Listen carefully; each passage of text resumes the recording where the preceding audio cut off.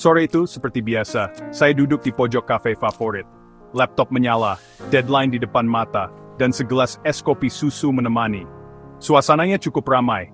Tiba-tiba, petir menyambar di kejauhan. Disusul hujan deras yang membuat sinyal internet di seluruh kafe langsung tiarap. Semua orang mengeluh. Ada yang lagi asik nonton, ada yang lagi meeting online, semua mendadak panik. Tapi ada satu hal yang aneh. Di tengah kepanikan itu, mbak-mbak kasir di depan sana tetap santai. Tuk tuk. Tuk, bunyi jarinya menekan layar tablet. Transaksi tetap berjalan lancar. Pembeli datang, pesan, bayar dan pergi sambil membawa pesanan mereka. Saya jadi penasaran. Biasanya kalau internet mati, aplikasi kasir modern itu langsung lumpuh total. Jadi kayak pajangan mahal doang. Tapi yang ini beda. Dia tetap bekerja seolah tidak terjadi apa-apa. Saya perhatikan lebih saksama. Tampilannya sederhana, tidak ada animasi yang aneh-aneh. Hanya tombol-tombol menu, angka, dan tombol bayar. Kok bisa?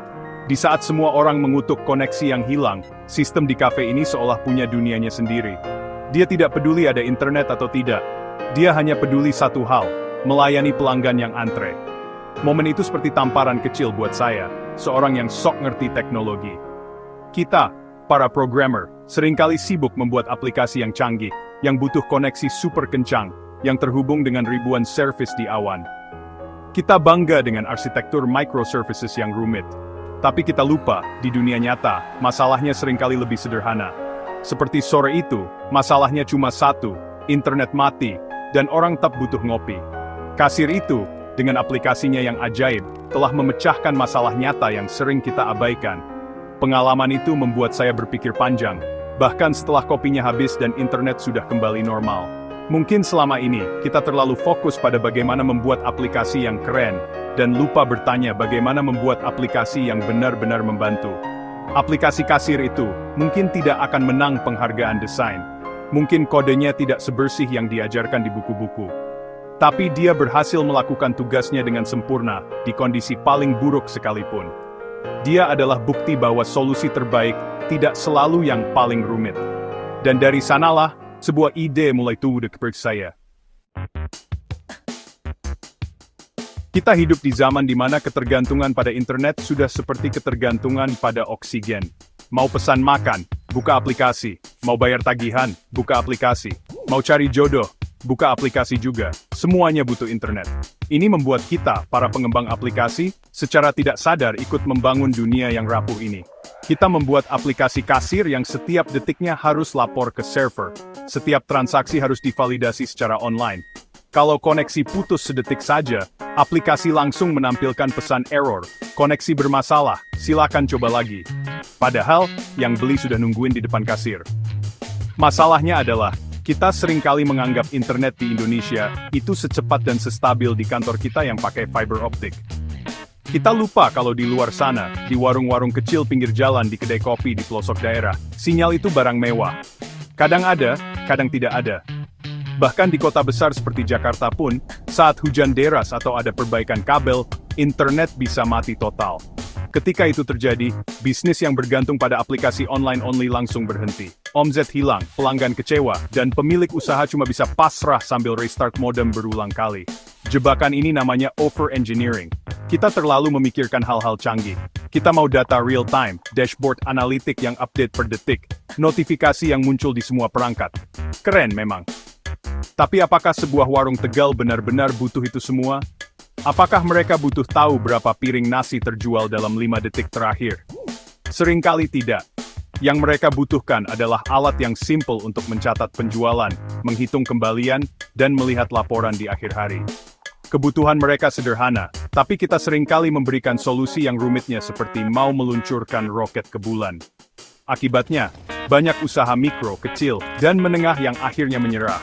Mereka melihat aplikasi kasir modern itu ribet, butuh langganan internet yang stabil, butuh perangkat yang canggih, dan seringkali biayanya mahal. Mereka lebih memilih kembali ke cara lama, kalkulator, dan buku catatan. Padahal, teknologi seharusnya membantu mereka, bukan malah menambah beban. Kita, sebagai programmer, punya andil dalam menciptakan masalah ini. Kita telah membangun menara gading teknologi yang sulit dijangkau oleh mereka yang paling membutuhkannya. Setiap tanggal 25, ada sebuah ritual suci bagi para karyawan hari gajian. Notifikasi dari M-Banking masuk, hati pun senang. Tapi kebahagiaan itu seringkali hanya sesaat. Beberapa hari kemudian, uang itu sudah punya posnya masing-masing. Bayar cicilan, bayar kosan, traktir teman, beli skin game. Lalu kita kembali bekerja, menunggu tanggal 25 berikutnya. Siklus ini terus berulang. Kita bekerja keras untuk membangun produk orang lain, mewujudkan mimpi bos kita. Sementara mimpi kita sendiri, entah kapan terwujudnya. Keresahan ini pasti dirasakan banyak programmer di Indonesia. Kita punya skill yang luar biasa, kita bisa mengubah barisan D menjadi sesuatu yang berguna. Tapi seringkali, skill itu hanya kita sewakan dari jam 9 pagi sampai jam 5 sore. Setelah itu kita lelah, mau bikin proyek sampingan, rasanya sudah tidak ada tenaga. Padahal di dalam hati, kita semua punya mimpi. Mimpi punya produk sendiri, yang bisa menghasilkan passive income. Sebuah aset digital yang bekerja untuk kita, bahkan saat kita sedang tidur. Sebuah pohon uang yang kita tanam sendiri, bukan sekadar memetik buah dari pohon milik orang lain. Dalam ajaran Islam, ada sebuah konsep yang indah. Sebaik-baik manusia adalah yang paling bermanfaat bagi manusia lain. Ini bukan cuma soal sedekah uang, memberikan ilmu, tenaga, dan keahlian kita untuk membantu orang lain juga merupakan bentuk manfaat yang luar biasa. Sebagai programmer, kita punya kesempatan besar untuk mengamalkan ini. Kita bisa membuat aplikasi yang membantu pedagang kecil, membuat sistem yang memudahkan urusan banyak orang. Manfaat ini tidak hanya memberikan pahala, tapi juga bisa membuka pintu rezeki dari arah yang tidak terduga. Jadi, keresahan soal gaji yang pas-pasan dan mimpi punya produk sendiri, sebenarnya bisa disatukan dengan niat untuk memberi manfaat. Bayangkan jika kita bisa membuat aplikasi kasir sederhana yang membantu ribuan UMKM. Setiap transaksi yang mereka lakukan dengan aplikasi kita adalah aliran manfaat. Dan dari setiap manfaat itu, ada nilai ekonomi yang bisa kita dapatkan. Ini bukan lagi sekadar kerja demi uang, tapi kerja yang punya makna. Kita tidak hanya membangun aset untuk diri sendiri, tapi juga membangun jembatan kemudahan untuk orang lain. Jadi, bagaimana cara membuat aplikasi kasir ajaib seperti yang saya lihat di kafe itu? Apakah butuh teknologi super canggih dari planet lain? Ternyata tidak. Kuncinya ada pada sebuah pendekatan yang disebut offline first. Gampangnya begini, aplikasi dirancang untuk bekerja secara normal tanpa koneksi internet. Semua data transaksi seperti daftar barang yang dibeli dan total harga, disimpan dulu di perangkat itu sendiri. Entah itu di tablet, atau bahkan di ponsel. Aplikasi tidak perlu izin dulu ke server setiap kali ada orang beli es teh manis. Data yang tersimpan di perangkat itu aman. Dia akan diam di sana sampai perangkat mendapatkan koneksi internet. Begitu ada sinyal, entah itu dari Wi-Fi atau tethering ponsel, aplikasi secara otomatis dan diam-diam akan mengirimkan data transaksi tadi ke awan atau server. Proses ini disebut sinkronisasi. Pemilik usaha tidak perlu melakukan apa-apa. Semuanya berjalan di belakang layar. Jadi, saat internet mati, kasir tetap bisa jualan. Nanti malam, saat pemiliknya pulang ke rumah dan terhubung ke Wi-Fi, semua data penjualan hari itu akan otomatis terkirim dan bisa dilihat laporannya dari mana saja. Tapi kan, butuh server di awan? Mahal dong. Nah, ini bagian menariknya. Karena aplikasi tidak cerewet dan hanya mengirim data sesekali, kita tidak butuh server yang super mahal dengan spesifikasi dewa. Kita bisa pakai layanan server yang murah meriah, bahkan ada yang gratis untuk skala kecil. Selain itu, kita bisa membuat aplikasinya tanpa perlu proses bundling yang rumit. Tidak perlu webpack, Fight, atau alat-alat canggih lainnya yang sering bikin pusing. Cukup dengan HTML, CSS, dan JavaScript standar, kita sudah bisa membuat aplikasi yang fungsional dan bisa langsung dijalankan di browser. Simple kan? Intinya adalah kesederhanaan. Kita membuang semua hal yang tidak perlu dan fokus pada fungsi utamanya. Tidak ada loading screen yang lama, tidak ada animasi yang memberatkan, tidak ada ketergantungan pada puluhan library dari luar.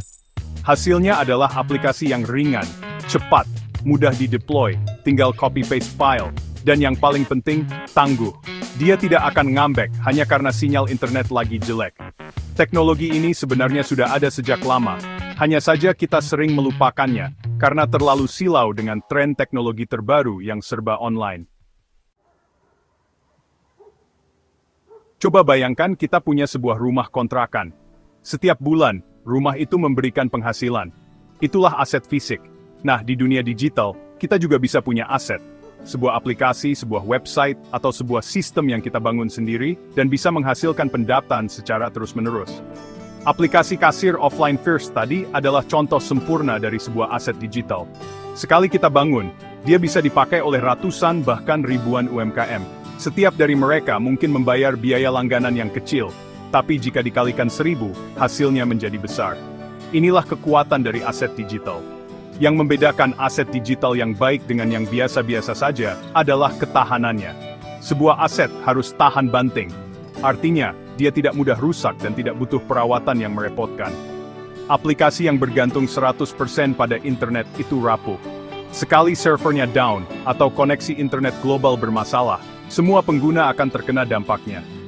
Kita sebagai pemilik aset harus pontang-panting memperbaikinya. Sebaliknya, aplikasi dengan pendekatan offline first jauh lebih tahan banting. Kalaupun server kita bermasalah selama beberapa jam, pengguna di lapangan tetap bisa bekerja seperti biasa. Mereka mungkin tidak sadar ada masalah. Merawat aset seperti ini juga jauh lebih mudah.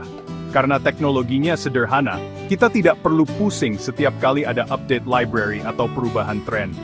Kode yang kita tulis hari ini, kemungkinan besar masih akan berjalan dengan baik 5 tahun dari sekarang. Bandingkan dengan framework JavaScript yang setiap 6 bulan sekali merilis versi baru yang perubahannya besar-besaran. Ini membuat biaya perawatan aset kita menjadi sangat rendah, baik dari segi waktu, tenaga, maupun uang. Kita bisa lebih fokus untuk menambah fitur yang benar-benar dibutuhkan pengguna, bukan sibuk memadamkan kebakaran teknis. Membangun aset digital yang tahan banting dan mudah dirawat adalah sebuah investasi jangka panjang. Ini bukan skema cepat kaya. Ini adalah tentang membangun sesuatu yang bernilai, yang memberikan manfaat nyata, dan yang bisa menjadi sumber penghasilan yang stabil untuk masa depan kita. Ini tentang mengubah keahlian programming kita dari sekadar jasa sewaan menjadi sebuah pabrik penghasil nilai. Setiap baris kode yang kita tulis untuk aset kita sendiri adalah sebuah bata yang kita letakkan untuk membangun kemandirian finansial kita di masa depan. Banyak dari kita yang mungkin merasa nyaman dengan rutinitas sebagai karyawan. Gaji tetap, pekerjaan jelas, risiko minim. Tidak ada yang salah dengan itu. Tapi, ada sebuah panggilan jiwa yang mungkin sering kita abaikan. Panggilan untuk membuat dampak yang lebih besar. Di sekitar kita, ada jutaan UMKM yang menjadi tulang punggung ekonomi Indonesia.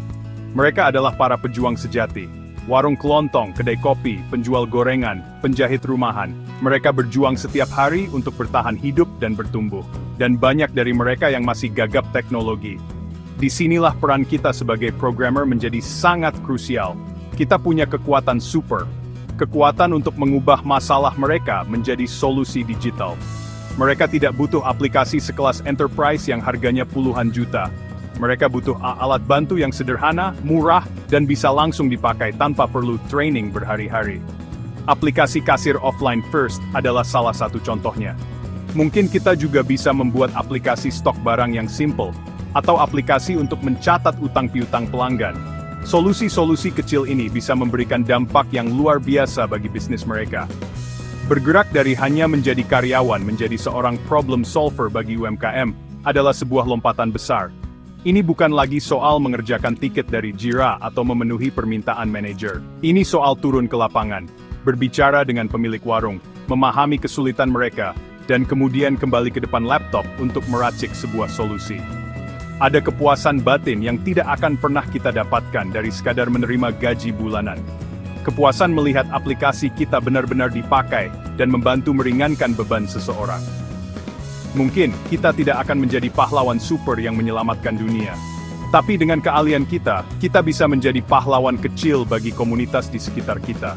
Pahlawan bagi ibu pemilik warteg yang kini bisa tahu untung ruginya setiap hari. Pahlawan bagi abang penjual kopi yang tidak lagi pusing saat internet mati.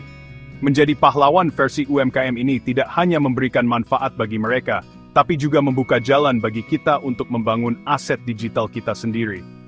Ini adalah situasi menang-menang yang indah. Mungkin setelah membaca ini, ada dari kalian yang berpikir, wah, idenya bagus, tapi saya nggak bisa sendirian. Tentu saja, membangun sesuatu dari nol itu berat kalau dilakukan seorang diri. Kita butuh teman seperjuangan, kita butuh komunitas, Sebuah lingkaran orang-orang yang punya visi yang sama. Orang-orang yang percaya bahwa solusi teknologi tidak harus selalu rumit dan mahal. Orang-orang yang percaya bahwa keahlian programming kita bisa menjadi sumber manfaat yang tak terbatas bagi masyarakat luas, terutama bagi mereka yang sering terlupakan. Bayangkan sebuah komunitas pengembang di mana kita tidak saling pamer tentang framework terbaru apa yang kita pakai. Tapi kita saling berbagi cerita tentang masalah nyata, apa yang berhasil kita pecahkan untuk UMKM.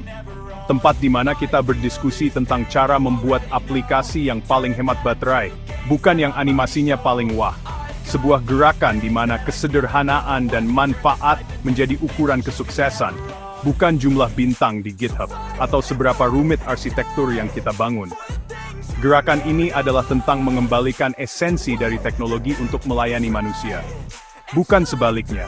Kita ingin membangun ekosistem di mana programmer Indonesia tidak hanya dikenal sebagai pekerja remote yang handal untuk perusahaan luar negeri, tapi juga sebagai inovator yang solutif bagi bangsanya sendiri. Kita ingin lebih banyak lagi programmer yang berani mengambil langkah untuk membangun aset digitalnya sendiri, yang berani menjadi wirausahawan teknologi, yang berangkat dari masalah-masalah sederhana di sekitarnya. Jadi, ini adalah sebuah ajakan. Ajakan untuk mulai berpikir di luar kotak karyawan. Ajakan untuk melihat ke sekeliling kita dan menemukan masalah yang bisa kita selesaikan dengan barisan kode. Jika kamu merasakan keresahan yang sama, jika kamu punya mimpi yang sama, mari kita terhubung. Mari kita mulai gerakan ini bersama. Bergabunglah dengan komunitas para pengembang yang percaya bahwa solusi paling sederhana seringkali adalah yang paling jenius. Karena pada akhirnya, teknologi yang hebat bukanlah yang paling canggih, melainkan yang paling banyak memberi manfaat. Mari kita mulai dari sekarang.